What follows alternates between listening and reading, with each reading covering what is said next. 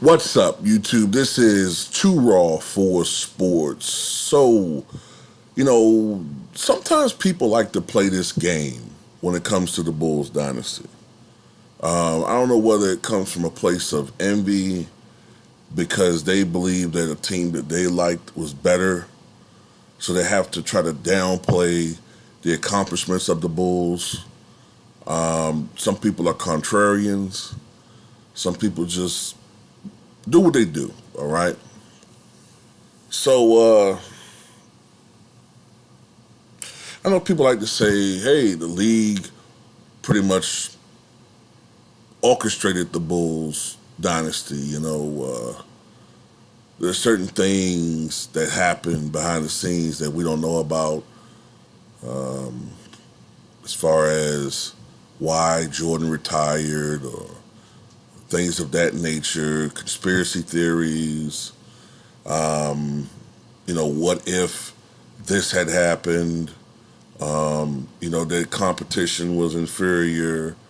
They benefited from injuries, things of that nature. Okay, they like to do that with the Chicago Bulls, and I already did a video that's the featured video on my page where you can play that game with any team that has won a championship. We can play that game. Every team that has won a championship, there's something you can point to. Injuries, calls within the series, even in one instance, mob influence. There's something that you could point to that you have to say, well, damn, well, if that happened, then maybe they wouldn't have won. But let me say this, because I notice people who like the bad boy Pistons love to trash the Bulls. They talk about, the Bulls benefited from teams getting old. They benefited from injuries. They benefited from this, that, and the other. And I don't normally do this, but let's just play this game, okay? Because they like to act like the Pistons didn't benefit from shit themselves. Number one,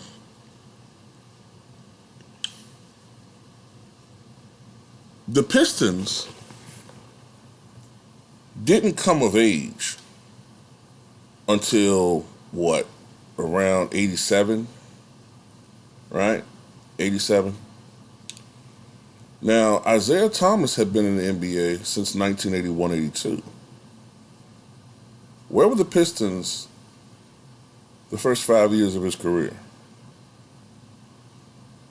Because people like to say, well, Mike didn't win a championship until his seventh season, completely ignoring that LeBron didn't win his first championship until his ninth season. Isaiah didn't win a championship until his eighth season, but that's completely ignored by those who like to point out Michael's failures. But yeah, where was Isaiah Thomas with the Detroit Pistons at first? I mean, he was putting up great numbers. 22 points, 23 points, 9, 10, 11 assists. One year he averaged 13.9 assists, which was the NBA record until John Stockton broke it.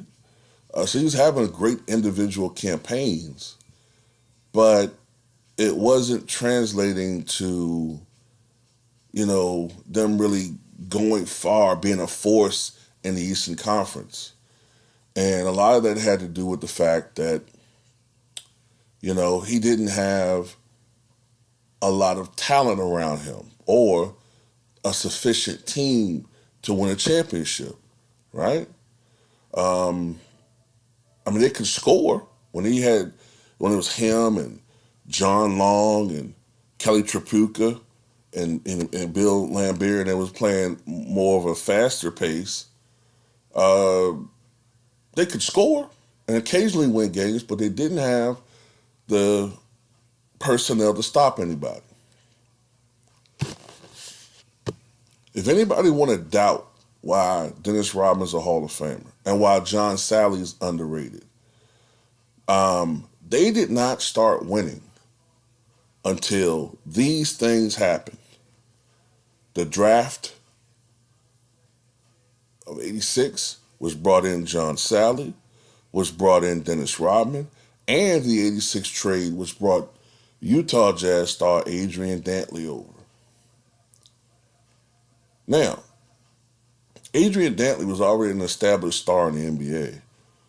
And these drafts and that trade instantly brought the Pistons into the fold as an Eastern Conference force.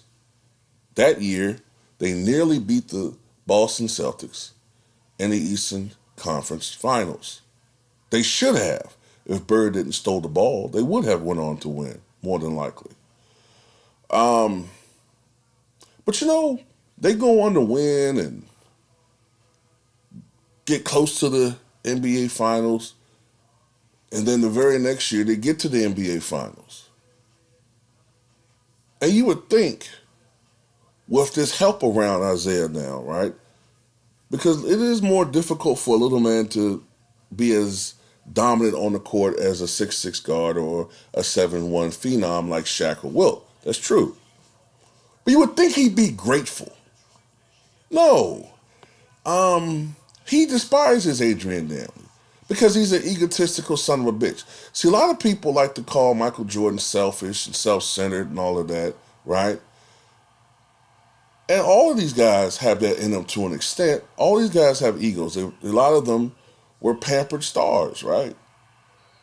But Jordan at least eventually embraced the idea from Phil Jackson that in order for this team to be better, you have to get everybody involved. He didn't like it, but he sucked it up, learned how to play off the ball, became a better basketball player, and ultimately they won championships. But Isaiah Thomas couldn't stand the fact that Adrian Dantley had supplanted him as the number one scorer on that team, and he was getting a lot of credit for the Detroit Pistons' success. This burned his soul. So, this Machiavellian malcontent behind the scenes was pulling the strings to get his good buddy, Mark Aguirre, traded from the Dallas Mavericks, who at that time were a team that was going downhill, to the Detroit Pistons. When Adrian Dantley got traded to the Dallas Mavericks, that effectively ended his career. I mean, he played a couple more years, but at that time, Dallas was like purgatory. That's where players went to die back then.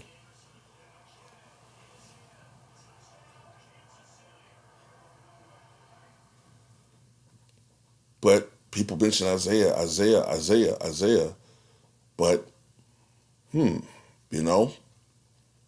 really was a lot of the other parts. Don't get me wrong, Isaiah elevated those guys on that team, but let's not take away from the contributions of the players I just mentioned. And also, I forgot to mention Joe Dumars, who could score and play shutdown defense. It was probably, along with Gerald Wilkins, the toughest defender that Michael Jordan ever faced in his prime. But everybody talks about Isaiah Thomas. Let's also play a what-if game. What if Len Bias never died of cocaine overdose? What if? I mean, I'm pretty certain that in '87 they would have won a championship, the Boston Celtics. And if Len Bias had lived, that would have extended the careers of Larry Bird and Kevin McHale, which, by the way, the Detroit Pistons benefited from the demise of the Boston Celtics. See, they're always talking about how the Bulls benefited from the Pistons falling apart, prematurely, I might add, but they never talk about how the Pistons benefited from the collapse of two teams, the Philadelphia 76ers and the Boston Celtics. They never talk about that. If Len Bias had lived, then hell, we don't know if the Detroit Pistons win a championship. I think the Bulls still would have won some. We don't know if the Pistons would have won. We don't know that shit. And then let's talk about another thing. You want to talk about injuries and all this shit? Well, how come nobody ever penalizes the Pistons? And I don't like doing this, but if people want to do this, why don't people penalize the Pistons for winning that first championship against an injured Lakers team? Remember that same Lakers team that was 11-0 in the playoffs, only to see Magic Johnson get hurt late in Game 1, I think it was. Only to see Byron Scott, who was at the peak of his career, get hurt before the series. Now they lost 4-0. The Pistons. The Lakers, right? But considering how close most of those scores were without Magic and without Byron Scott, it's very conceivable that could have been a very competitive series won by the Lakers. I mean, you go from having Magic Johnson to Jeff Lamp. Listen to me. You go from Magic Johnson to fucking Jeff Lamp, and the Pistons still didn't blow that team out. Look at the scores. Some of those games, the Lakers only lost by 9, 10 points. You trying to tell me Magic Johnson and Byron Scott wouldn't have been enough to win those games? But nobody likes to point that out. I'm going to tell you another thing, too. For all of this shit about, the Bulls were not legit champions. Isn't it interesting? And I bring this up a lot, that anybody that looks at the 1990 Portland Trailblazers and you look at their roster and you compare it to the Bulls roster in 1990, no doubt about it, Portland had a more talented team from top to bottom. But despite that, the Bulls still took the defending champions who wound up winning the title again. They took them 7 games in 1990. 7 games.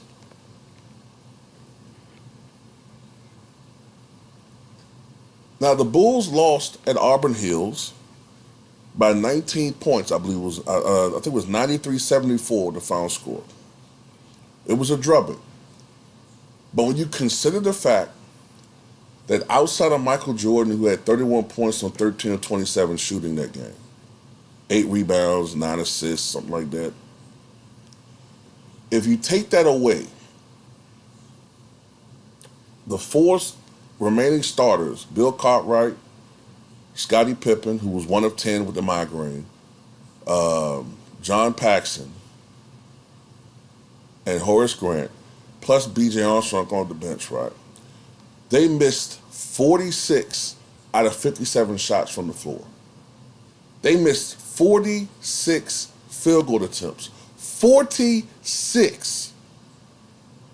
And the Bulls only lost by 19. I mean, any other situation like that should have been a 30, 40-point blowout. So what I'm getting at is, number one, Isaiah Thomas got a lot of help after the mid-'80s. The acquisition of key players, key defensive players like John Sally, Dennis Rodman. In 85, they acquired Joe Dumars. The trade in 86 to get Adrian Dantley. But, before that, the Pistons were one of the weaker teams in the Eastern Conference. Nobody criticizes Isaiah Thomas for having to take 8 years to get a championship ring. But people criticize Mike for taking 7 years. The Pistons also benefited from injuries and players getting older.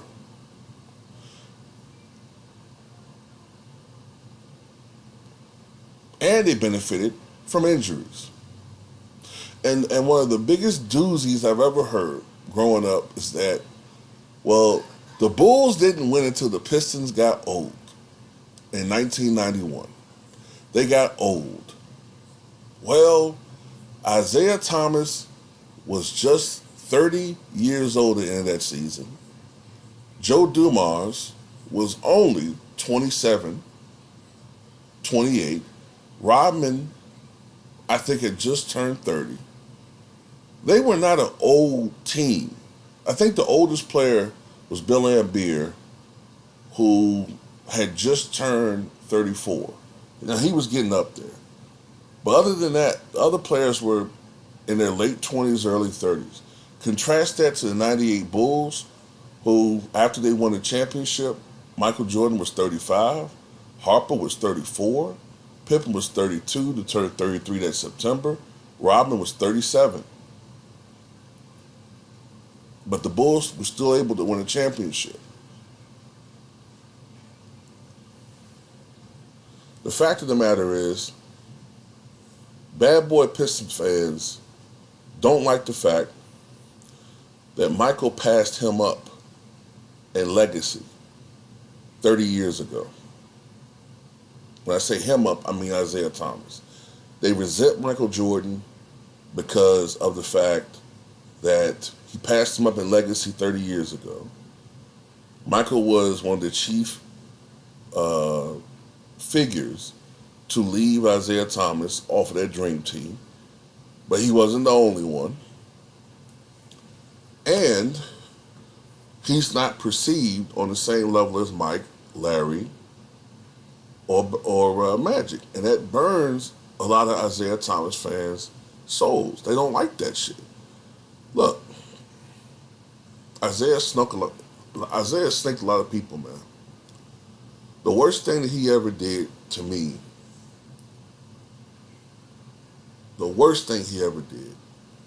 was spread rumors about his so-called friend Magic Johnson being gay. And Magic Johnson, after years of reflection, and because he's a kind-hearted individual generally, finally forgave Isaiah. The reason why Isaiah was crying like that in that interview is because of guilt. That was fucking guilt and the shame of what the fuck he did. He know what he did was wrong. He know what he did was fucked up. He did a lot of fucked up things. He was envious of Michael Jordan because he was from Chicago, and he could not stand that Michael Jordan was the hero of the city that he was from. He represented Chi Ball. He represented Chicago basketball, not Michael fucking Jordan. And they booed him when he fucking came. Not at first, though. They didn't boo Isaiah Thomas before Michael Jordan. They didn't boo him. When Isaiah used to play for the Pistons from 81 to 84, they cheered him in Chicago. That shit didn't start until the rivalry between him and Michael, and generally the Pistons and the Bulls. And it burns him.